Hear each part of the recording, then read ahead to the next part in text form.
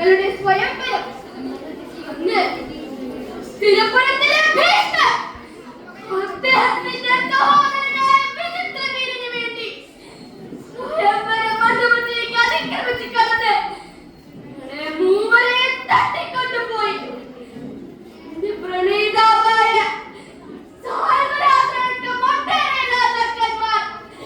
അദ്ദേഹത്തിനോട് പൊരുതിയെങ്കിലും ഈശ്വരൻ എല്ലാം ചെറുത്തു തോൽപ്പിച്ചു. ഞാൻ തിരുപ്പുറത്തെത്തിയ എന്റെ പ്രണയകഥ ഭീഷ്മരോട് തുറന്നു പറഞ്ഞു. എന്റെ പ്രണയകഥ കേട്ട് അനുരക്തയായ ഭീഷ്മർ എന്നെ സാൽവരാജടുത്തേക്ക് പോകാനായി ബ്രാഹ്മണ സംഘത്തോടൊപ്പം അയക്കുകയും ചെയ്തു. പക്ഷേ ഭീഷ്മരോട് യുദ്ധത്തിൽ തോറ്റ് നിരാശനായ സാൽവരാജാവ് എന്നെ തിരസ്കരിച്ചു. അപമാനിതയായി വേറെ മാർഗമില്ലാതെ ഞാൻ തിരിച്ച് ഹസ്തിനപുരത്തെത്തി.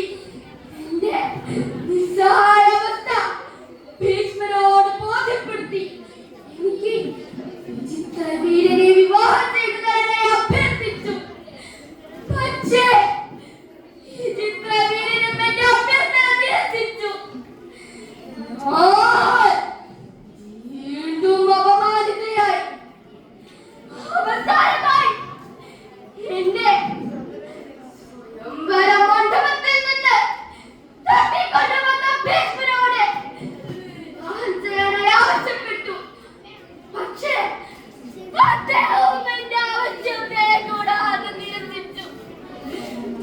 ഒന്നല്ല എന്തല്ല മാനവരാജ്യം തിരസ്കരിക്കപ്പെട്ടു. ആരുടെ ഭാഗത്താണ് നീതി? പറയൂ. ഒരു കാരണം കൂടാതെ നിർദോഷിയായ ഒരു സ്ത്രീയെ അപമാനിക്കുക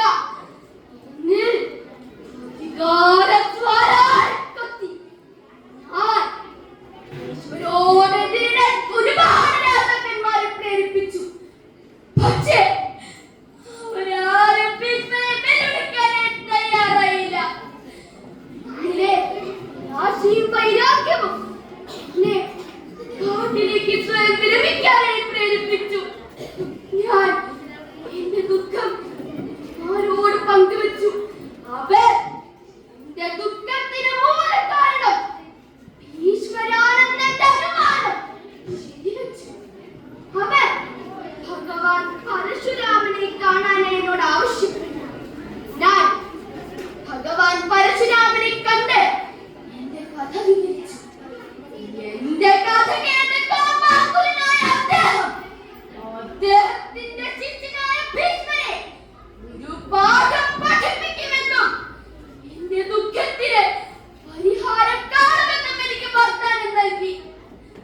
പരശുരാമൻ തിരുപ്പുറത്തെത്തി ഭീഷ്മരെ കണ്ട് എന്നെ ഭാര്യയെ സ്വീകരിക്കാൻ ആവശ്യപ്പെട്ടു.